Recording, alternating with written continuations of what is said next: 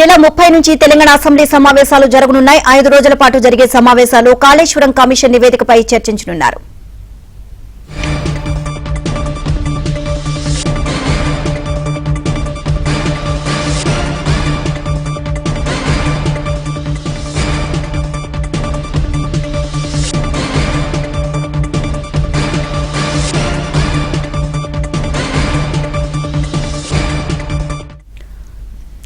ఈ నెల 30 నుంచి తెలంగాణ అసెంబ్లీ సమావేశాలు జరగనున్నాయి. 5 రోజుల పాటు జరిగే సమావేశాల్లో కాళేశ్వరం కమిషన్ నివేదికపై చర్చించనున్నారు. ఓవరాల్ గా ఇదే అంశానికి సంబంధించి మరిన్ని అప్డేట్స్ మా కరెస్పాండెంట్ సిద్ధార్థ్ అడిగి తెలుసుకుందాం. సిద్ధార్థ్, 5 రోజుల పాటు తెలంగాణ అసెంబ్లీ సమావేశాలు నిర్వహించనున్నారు. దీనికి సంబంధించి కాళేశ్వరం ప్రాజెక్టుకు సంబంధించి కూడా చర్చలు జరగబోతున్నట్లుగా తెలుస్తుంది. ఓవరాల్ గా అప్డేట్స్ ఏంటి? Thank you Neelima. ఈ నెల 30 నుంచి తెలంగాణ అసెంబ్లీ సమావేశాలు జరగనున్నాయి. 5 రోజుల పాటు ఈ సమావేశాలను నిర్వహించినట్లు ప్రభుత్వ వర్గాలు తెలిపాయి. ఈ అసెంబ్లీ సమావేశాల్లో కాళేశ్వరం ప్రాజెక్టును అసెంబ్లీలో చర్చించే అవకాశం ఉంది.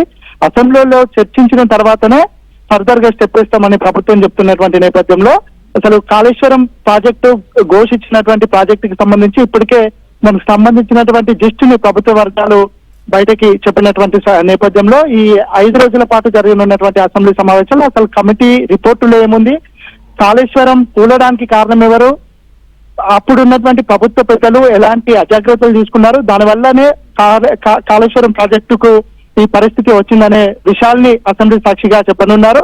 ఇక ప్రజాధనం వృధా చేసినటువంటి నేపథ్యాన్ని, వాళ్ళు చేసినటువంటి మిస్యూజ్, ముఖ్యంగా అక్కడ అధికారుల మాటలు వినకుండా కేసీఆర్ తీసుకున్నటువంటి సొంత నిర్ణయాల వల్లనే కాళేశ్వరం కూలిపోయింది అనే విషయాన్ని ప్రభుత్వం చెప్పే అవకాశం ఉంది. ఇక మొదటి నుంచి కాంగ్రెస్ అధికారంలోకి రాకంటే ముందు నుంచి కాళేశ్వరం ప్రాజెక్టులో జరిగినటువంటి అవినీతిని గాని లోపాలని గాని ఎప్పటికప్పుడు ప్రజలకు చెప్పుకుంటూ వస్తుంది.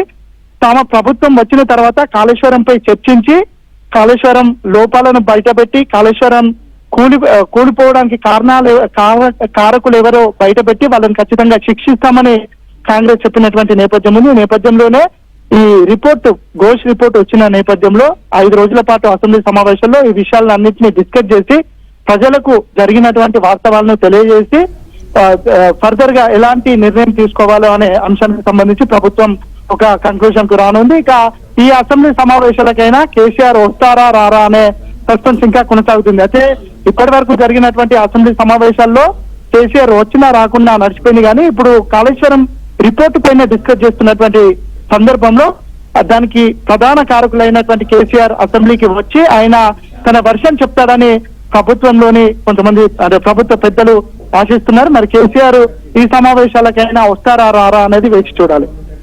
అండ్ సిద్ధార్థ, కాళేశ్వరం కమిషన్ నివేదిక సంబంధించి చర్చ కాకుండా ఇంకేమైనా చర్చలు జరిగే అవకాశాలు ఉన్నాయా అసెంబ్లీలో?